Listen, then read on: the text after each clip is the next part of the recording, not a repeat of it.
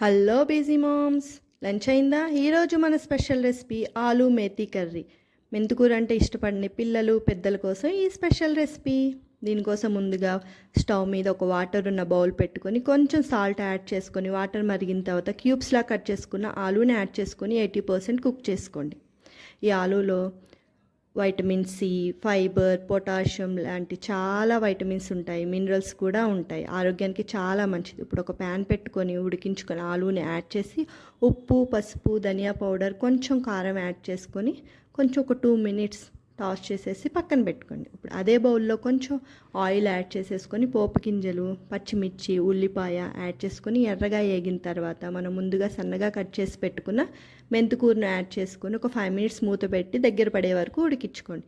మెంతికూర కొంచెం దగ్గర పడిన తర్వాత ఉప్పు, కారం, పసుపు, కొంచెం ఇంగువ యాడ్ చేసుకొని మనం ముందుగా రెడీ చేసి పెట్టుకున్న ఆలు క్యూబ్స్ని అందులో యాడ్ చేసుకొని ఒక 2 మినిట్స్ అలాగ మూత పెట్టి మగ్గిస్తే ఆలు మేతి కర్రీ రెడీ. మెంతికూర చాలా హెల్త్ బెనిఫిట్స్ ఉన్నాయండి.